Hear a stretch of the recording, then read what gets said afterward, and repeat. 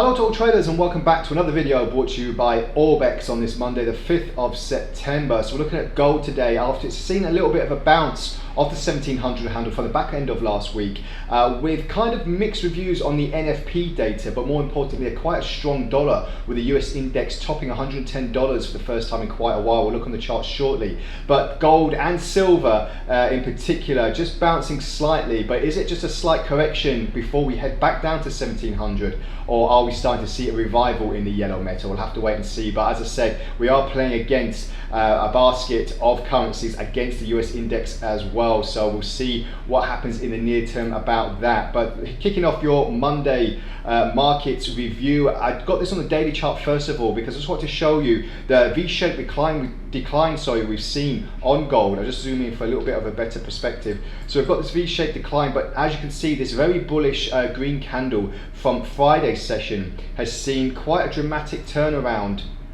in the fortunes of gold. So we were looking at the moment to see if we're going to bounce off this line that's not so straight at the moment. So we saw this kind of bounce roughly about just under the 1700 handle, and now is it just a slight correction? Well, if we look on the 4-hour chart, we're just seeing at the moment, just show you just for better perspective, we're just seeing at the moment, as you can see, this kind of like dead cat bounce scenario. As you can see that we're going down, a bit of a correction to the upside, down, another bit of a correction to the upside. Are we going to see another move to the downside? Well, this will come into fruition if we can break the 1700 handle and then start moving even lower. So the lowest we got really, if you see this kind of false spike, if you can determine that the prices did get that low, was roughly just under the 1690 zone. So if that can be broken once again, if we could fall under that scenario, then we could see another move to the downside. So it's not really that out of reach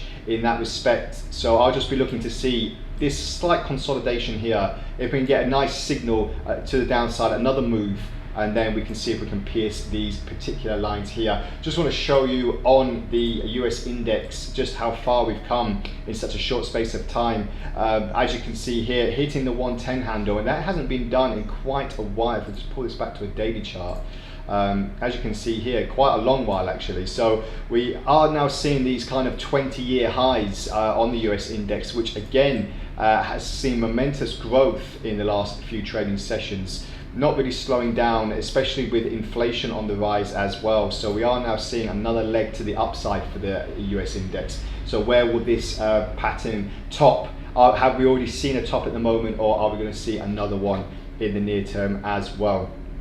So just a quick look on silver as well. Had a lot of traders asking me about silver in the last few sessions, and silver's really going the same way as gold, apart from the fact that we have actually pierced the last bottom, and now we are trading below that as well, roughly just around the $18 mark.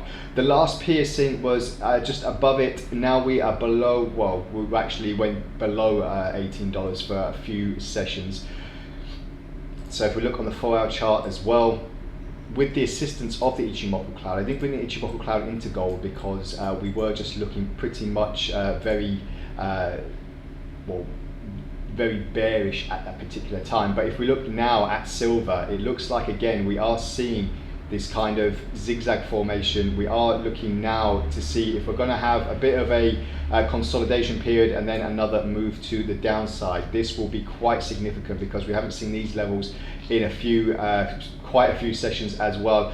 Not many particular signals on the RSI. You could see there's a slight bullish one here. It's going up slightly, and obviously we've got this well, you can see this momentous downward shift as well. So we could, I mean, this is what probably set off this bullish impulse here, but we're going to just wait and see what the next stages are for silver. I'll just zoom it in for a little bit more perspective. But we are trading below the Ichimoku cloud, so it gives us a reason to believe we are still in a bear market, a fully fledged bear market, and we are looking at the metals on this Monday as we kick off the start of the week. So NFP figures really muted, let's say, nothing to shout about. It did come in close to the consensus on Friday, and we'll see if that has any bearing on metals as we go into the trading week. And obviously we've got the FOMC minutes and the Federal Reserve interest rate decision at the end of this month, so we'll see if that's going to have any bearing on the path of these metals. So stick with us, trade responsibly, and I'll see you next time. Bye for now.